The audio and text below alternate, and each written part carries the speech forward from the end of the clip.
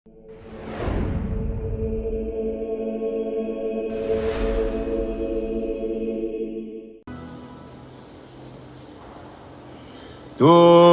bersama kamu.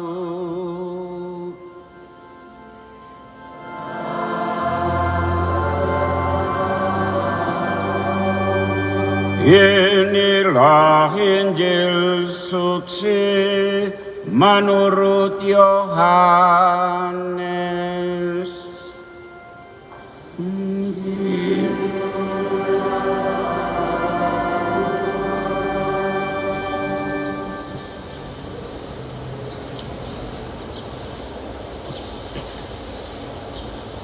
Pada perjamuan malam terakhir, Yesus berkata kepada murid-muridnya, "Jikalau kamu mengasihi aku, kamu akan menuruti perintah-perintahku. Aku akan minta kepada Bapa, dan Ia akan memberikan kepadamu seorang penolong yang lain, supaya Ia menyertai kamu selama-lamanya. Jika seseorang mengasihi aku, ia akan menuruti firman-Ku. Bapa-Ku akan mengasihi dia dan kami akan datang kepadanya dan tinggal bersama-sama dengan dia. Siapa saja yang tidak mengasihi aku, ia tidak menuruti firman-Ku, dan firman yang kamu dengar itu bukanlah dari aku, melainkan dari Bapa yang mengutus aku. Semuanya itu aku katakan kepadamu selagi aku berada bersama-sama dengan kamu. Tetapi penolong, yaitu Roh Kudus, yang akan diutus oleh Bapa dalam namaku, dialah yang akan mengajarkan segala sesuatu kepadamu dan akan mengingatkan kamu tentang semua yang telah aku katakan kepadamu." Demikianlah sabda Tuhan. Terpujilah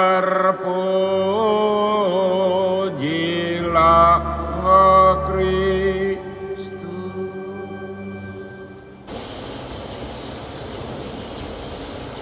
Roh Kudus akan mengajarkan segala sesuatu kepadamu. Itu kata-kata Yesus saat perjamuan malam terakhir. Bapak-bapak, ibu-ibu, saudara-saudari, dan anak-anak umat paroki Santa Cecilia yang Tuhan kasihi. Inti perayaan hari ini, Hari Raya Pentakosta, para murid menerima anugerah Roh Kudus. Coba kita ikuti jalan pikirannya.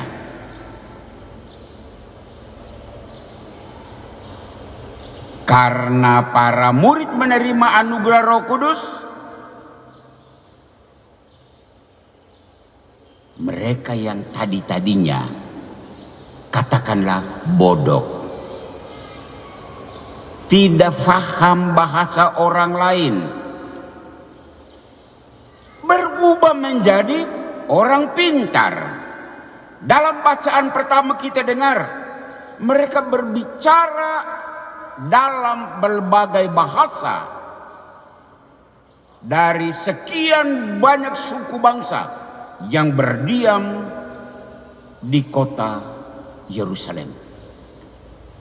Orang heran, dia omong saya punya bahasa, dia omong saya punya bahasa, dia omong saya punya bahasa. Semua yang ada di kota Yerusalem dan berkumpul di tempat itu mendengar para murid berbicara dalam bahasa mereka. Ini anugerah Roh Kudus. Karena Roh Kudus, para murid yang tadinya penakut, mereka berdiam di dalam rumah, bersembunyi di dalam rumah, takut jangan-jangan nanti mereka diperlakukan seperti Yesus ditangkap, disiksa, dibunuh, disalibkan. Maka para murid bersembunyi. Pintu tertutup, jendela tertutup, mereka berdiam. Saat Roh Kudus turun, mereka berubah menjadi pemberani. Mereka keluar dan berbicara tentang sejarah keselamatan, karya-karya besar yang dibuat oleh Yesus. Berani.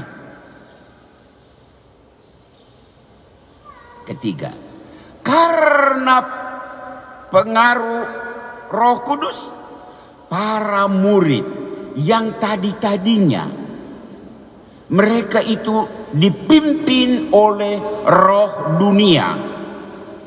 Dan apa itu roh dunia? Perpecahan, bakalai, bermusuhan, baku sangka. Tiba-tiba mereka berubah menjadi orang yang dipimpin oleh Roh Allah, oleh Roh Kudus. Itu bacaan pertama, bacaan kedua juga. Mereka berubah menjadi orang yang karena dipimpin oleh Roh Kudus, mereka disebut anak-anak Allah. Ini penegasan dari bacaan yang kedua.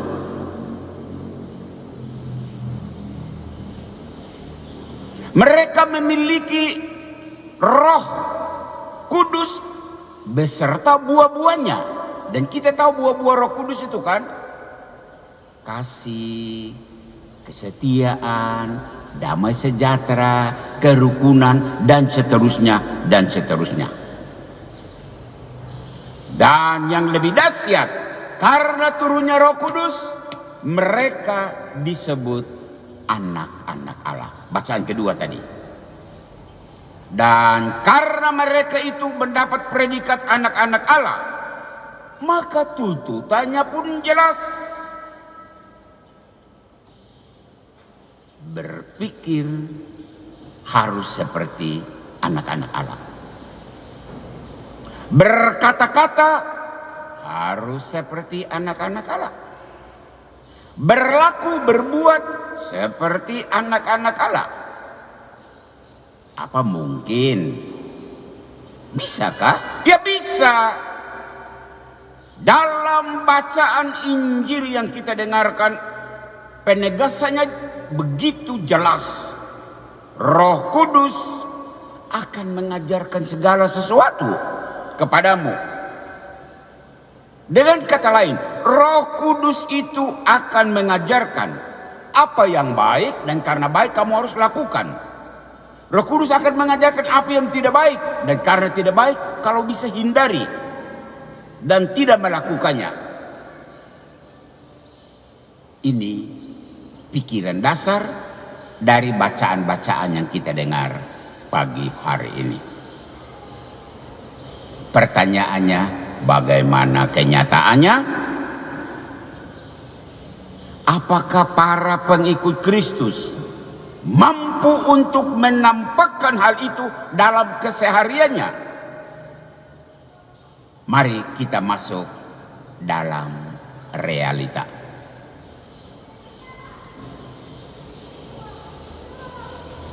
Kalau pengikut Yesus itu punya Roh Kudus, maka dengar baik-baik, seharusnya mereka itu pintar membaca tanda-tanda zaman. Dan untuk itu pastor mau mengangkat sebuah fakta. Bagaimana bisa orang yang punya Roh Kudus zaman sekarang, zaman medsos, dia terima berita? Orang pintar yang punya Roh Kudus adalah, oh, berita ini, dia pikir dulu, betulkah tidak ini berita? Heran, saya punya umat ini di katedral dan Santa Cecilia, dengar berita langsung hop, kirim, forward, forward, teruskan. Kaget dia. Orang yang diteruskan itu kirim, Bu, itu hoax. Itu berita tidak benar. Tapi terlanjur. Dia anggota dari 10 WA grup dan dia teruskan semua kepada 10 WA grup. Dan di grup itu ada puluhan. Dan kalau kita di 2 paroki ini, grup paroki itu mendekati ratusan. Dan semua mendapat berita hoax itu. Astaga. Hei, orang yang punya Roh Kudus orang pintar. Macam apa ini? Meneruskan berita hoax. Bijaksanalah sebagai orang yang punya Roh Kudus. Fakta yang berikut, dan ini juga di paroki Katedral dan paroki Santa Cecilia. Kita kan dalam bacaan kedua tadi sebut anak-anak Allah, betul kan? Ya, predikatnya luar biasa. Berarti hindari berpikir jorok, hindari berbicara jorok, hindari berlaku jorok. Coba saja kamu ikuti apa kata orang paroki, anggota paroki Katedral Tiga Raja dan Cecilia di WA mereka, di Facebook mereka, di Instagram mereka, di Twitter mereka. Astaga, masalah pribadi dimasukkan di dalam medsos dan semua orang melihat kau punya kata-kata yang begitu jelek. Hei, kamu dua punya soal, kamu dua japri, supaya kamu dua saja baku tahu. Dan tidak usah kasih masuk di grup WA, tidak usah kasih masuk di Facebook, seluruh dunia melihat. Tidak perlu orang tahu kau punya celana dalam warna apa. Tidak perlu. Cukup kamu dua.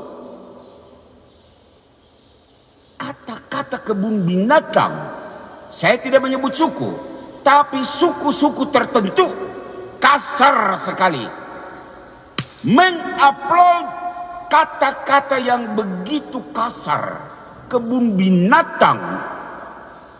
Sebagai pastor saya malu.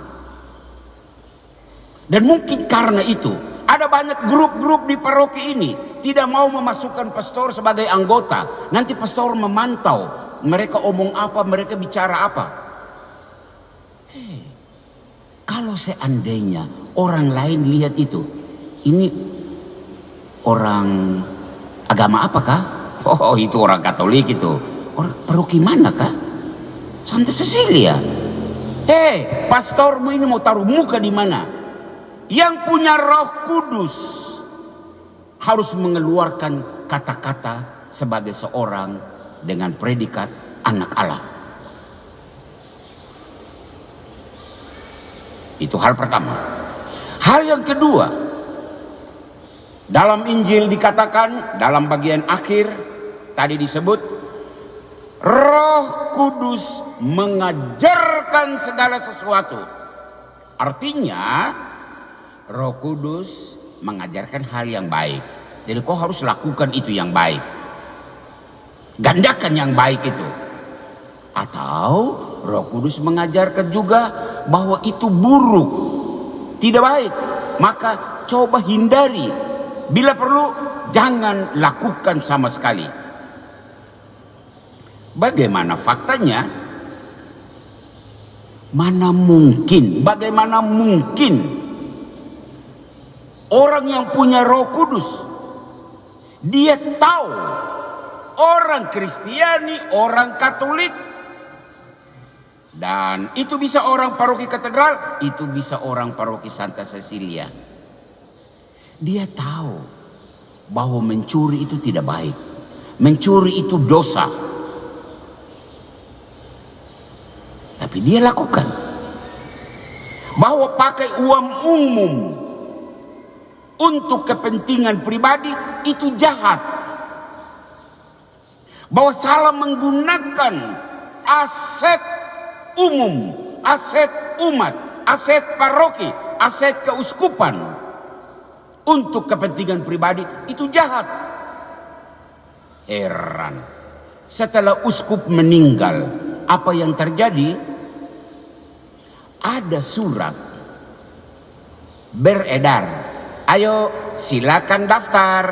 Ada pembagian tanah di kapling-kapling, dan tanda tangan di bawahnya adalah Monsinyur John Philip Saklil. Saya sedih sekali. Surat itu datang di pastoran, robek. Tidak ada ya, tidak ada dari orang pastoran yang mendaftar ya. Mana bisa uskup yang selama hidup berjuang untuk tanah itu kepentingan umum, dan sekarang dia meninggal, tanah itu dikapil-kapil yang dibagi-bagi.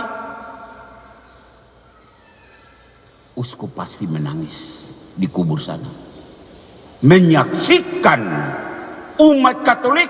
Saya tidak berani bilang paroki lain, tapi kalau itu umat paroki Katedral dan umat Santa Cecilia, kamu ingat, ini jahat.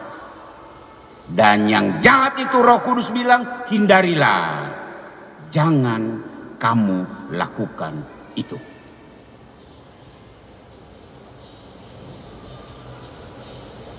Cukup dua hal yang pastormu sampaikan di hari raya Pentakosta ini. Hari ini kita hanya mau berdoa, datanglah ya Roh Kudus, penuhilah hati kami, umat paroki Katedral, umat paroki Santa Cecilia, agar kami mampu untuk menghadirkan buah-buah roh, agar kami mampu untuk hadir sebagai anak-anak Allah, karena Roh Kudus yang melakukan semua itu. Sedih, tapi ini semua fakta yang kita alami, fakta yang kita lewati. Ayolah, mari kita berjuang lagi. Kita berjuang lagi supaya ke depan kita tetap menampilkan orang yang memiliki Roh Kudus dan berpikir, berkata, dan berbuat seperti mereka yang punya Roh Kudus ini. Tuhan memberkati kita, Tuhan memberkati paroki Katedral dan paroki Santa Cecilia. Tuhan memberkati kita semua. Amin. Kita hening sejenak.